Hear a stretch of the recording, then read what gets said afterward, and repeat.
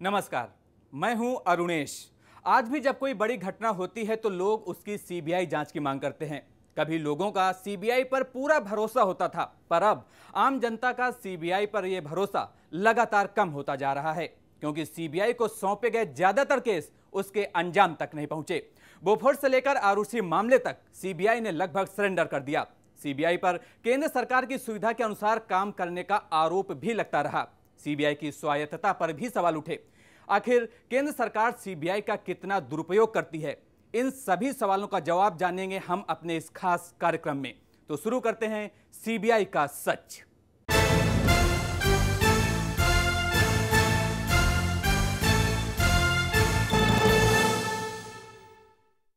देश की सबसे बड़ी जांच एजेंसी सीबीआई केंद्र सरकार के हाथों की कठपुतली बनकर रह गई है। सीबीआई को लेकर सत्ता पक्ष और विपक्ष में हमेशा तकरार होती रही है। बीजेपी सीबीआई को कांग्रेस ब्यूरो ऑफ इन्वेस्टिगेशन कहती है। सीबीआई के काम करने का तरीका भी सवालों के घेरे में रहा है। आखिर क्यों रहा है सवालों के घेरे में सीबीआई के काम करने का तरीका? आइए जानते हैं इस रिपोर्ट में। सीबीआई यानी सेंट्रल ब्यूरो ऑफ इन्वेस्टिगेशन, इसकी स्थापना दिल्ली पुलिस स्पेशल एक्ट के तहत 1946 में हुई थी। आज़ादी के 60 साल बाद भी सीबीआई पुराने ढर्रे पर काम कर रही है। सीबीआई की स्वतंत्रता पर भी सवाल उठते रहे हैं। 1963 में एक प्रस्ताव पारित करके केंद्र सरकार ने सीबीआई के हाथ बांध दिए। इस प्रस्ताव के तहत सीबीआई को किसी सरकारी अधिकारी पर अभियोग लगाने से पहले संबंधित राज्य सरकार से अनुमति लेनी होगी। इसी तरह सीबीआई को किसी सरकारी बैंक के अधिकारी के खिलाफ मामला दर्ज करने से पहले वित्त मंत्रालय से अनुमति लेनी होगी। दरअसल सीबीआई अपना रोड मैप खुद तैयार नहीं करती। उसे केस से जुड़े हर कार्रवाई के लिए केंद्र सरकार का मुंह ताकना पड़ता है। सीबीआई के पास संवैधानिक अधिकार नहीं है। जटिल कानूनी प्रक्रिया के कारण सीबीआई जांच लंबे समय तक चलती है, जिसके कारण ज्यादातर आरोपी बच निकलते हैं।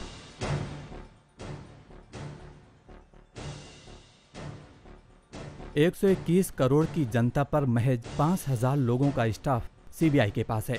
संसाधनों की कमी के कारण भी सीबीआई की कार्यप्रणाली प्रभावित होती रही है।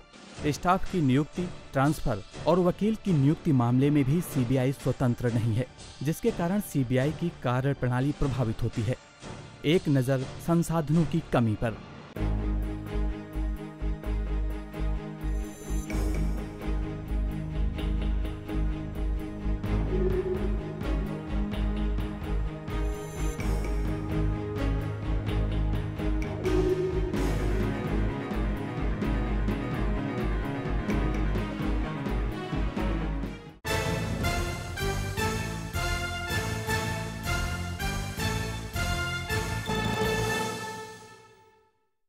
सीबीआई के पास अधिकार सीमित हैं।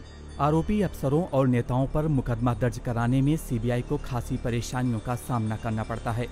सीबीआई ने 2010 में 35 रेलवे, 27 बीएसएनएल और कस्टम एंड सेंट्रल एक्साइज के 34 अफसरों के खिलाफ मुकदमा दर्ज कराने की मंजूरी मांगी थी, लेकिन अभी तक ये फाइलें केंद्र सरकार के पास विचाराधीन पड़ी हैं। मंजूरी का इंतजार। 3 महीने से 97 फाइलों का केंद्र सरकार से इंतजार। 3 महीने से 27 फाइलों का राज्य सरकार से इंतजार। 9,910 केस कोर्ट में लंबित। संसद की 13वीं मूल्यांकन समिति ने 1992 में एक रिपोर्ट दी थी, जिसमें सीबीआई को संवैधानिक दर्जा देने की सिफारिश की गई थी, लेकिन ये रिपोर्ट अभी तक ठंडे बस्ते पर पड़ी है। सीबीआई का राजनीतिक दुरुपयोग रोकने के लिए सरकार को इन सिफारिशों को लागू करना चाहिए, तभी उच्च राजनीतिक स्तर पर हो रहे भ्रष्टाचार को रोका जा सकेगा। ब्यूरो रिपोर्ट, जनता टीवी। देश की सबसे बड़ी विश्वसनीय जांच एजेंसी सीबीआई सवालों के घेरे में रही है, चाहे वो आरुषि केस हो या फिर बोफोर्स मामला। सीबीआई को सौंपे गए ज्यादातर केस उसके अंजाम तक नहीं पहुंचे। तो इस खास कार्यक्रम में अभी वक्त हुआ है एक छोटे से ब्रेक का। बने रहिए हमारे साथ, क्योंकि ब्रेक के बाद बात करेंगे कि आखिर सीबीआई किस तरह कोर्ट के चाबुक से चलती है। ब्रेक के बाद आपका स्वागत है। सीबीआई केंद्रीय गृह मंत्रालय के अधीन आती है। सीबीआई जांच के दायरे बेहद सीमित हैं। 2G, कॉमनवेल्थ और चारा जैसे घोटालों में सीबीआई कोर्ट की कड़ी फटकार के बाद जांच में तेजी लाती है। सीबीआई किस तरह से कोर्ट के चाबुक से चलती है, आइए देखते हैं इस रिपोर्ट में। सीबीआई पर उठ रहे सवालों की लिस्ट यूं तो बेहद लंबी है। भोपाल गैस त्रासदी में 15,000 लोग मारे गए थे। इस मामले में सीबीआई का रुख बेहद लचीला रहा। सीबीआई ने कहा था कि उसने विदेश मंत्रालय से एंडरसन को भारत लाने की मांग की थी, लेकिन मंत्रालय ने ही कोई ध्यान नहीं दिया। लिहाजा सीबीआई जांच में कुछ भी नहीं निकला। अभी वक्त है एक और छोटे से ब्रेक का। बने रहिए हमारे साथ, क्योंकि ब्रेक के बाद बात करेंगे क्या भारत की सीबीआई कभी अमेरिका की एफबीआई की तरह काम कर पाएगी।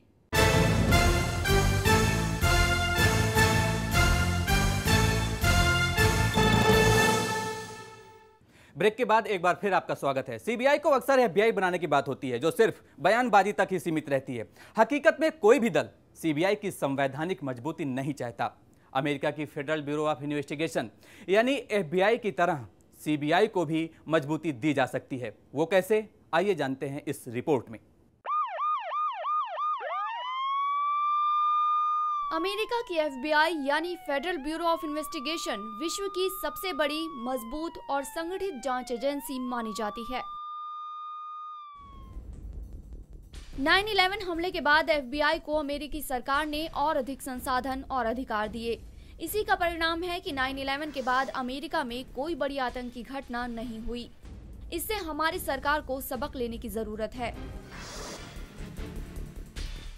सीबीआई का गठन दिल्ली पुलिस स्पेशल एक्ट के तहत 1963 में किया गया था। जो अधिकार दिल्ली या किसी राज्य पुलिस को हैं, वही अधिकार सीबीआई को भी मिले हैं।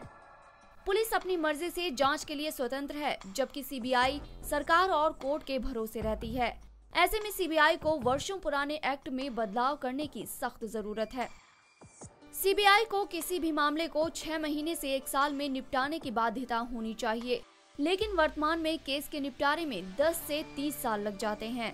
ऐसे में एफबीआई की तरह सीबीआई को जवाबदेही बनाना होगा। इसके अलावा सीबीआई को एफबीआई की तरह अधिकार देने की भी जरूरत है।